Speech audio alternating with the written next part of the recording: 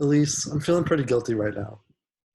What's wrong? Did you look out the window in Dr. Black's class again? I wish. There might be some hope for me if I did. I actually did way worse. I stole a cup from third floor to Naples. Oh my god. Those are so expensive. I'm telling Father Pilars. Man, I'm going to hell. Yep. This might actually be worse than the time I didn't hold the door for someone that was 53 feet away. What am I going to do with myself? To be honest, you don't have any other options than to drop out of school. It's not like God's going to forgive you anyway. You're not worthy of attending a Jesuit university that emphasizes moral Christian living. What the hell? Where's Mr. Bryan? We should give him a call. He should be here by now. He's probably spinning again. Ugh, has to keep up those toned legs. Let me give him a call.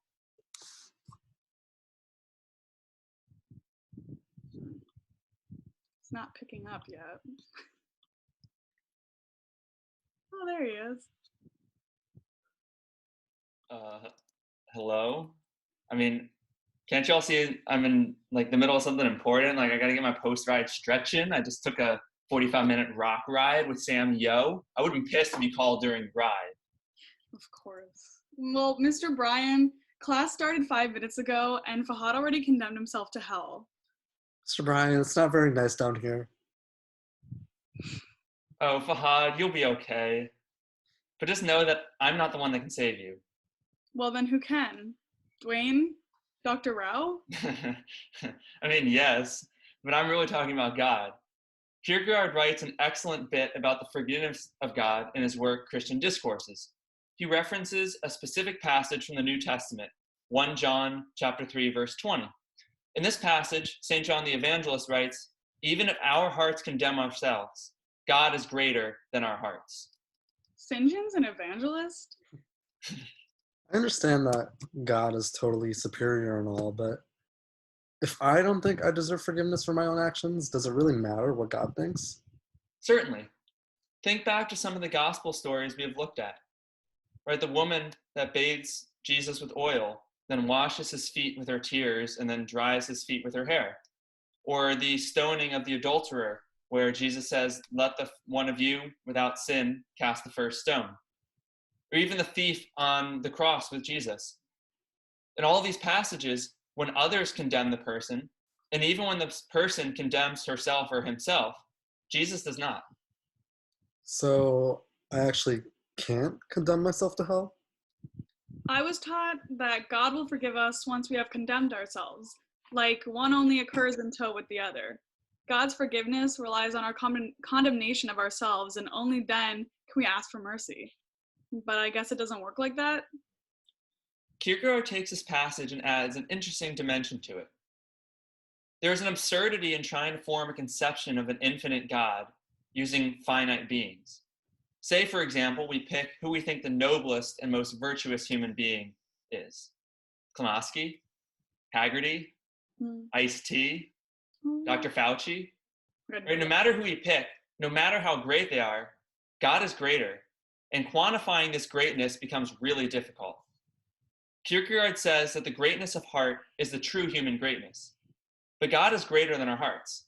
Basically, if we try to use human greatness to quantify the greatness of God, we can't really. Right, because we're limited by the human language.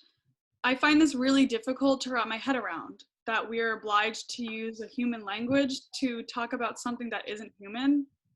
I know that Kierkegaard talks about greatness in two ways: God's greatness in showing mercy and a human being's greatness of heart.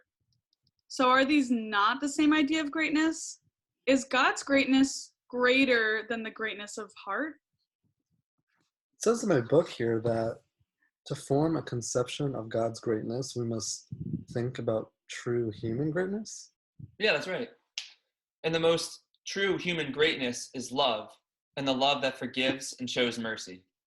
So are we comparing God to the noblest, purest, most reconciling, and most loving human being who has ever lived, like Zoe Haggerty? Well, you're right about Zoe. But no, we are far from comparing the greatest human being to God. The apostle says that God is greater than the heart that condemns itself. not that he is greater than the most loving human being. So then, how does the human being resemble God? In looks like this.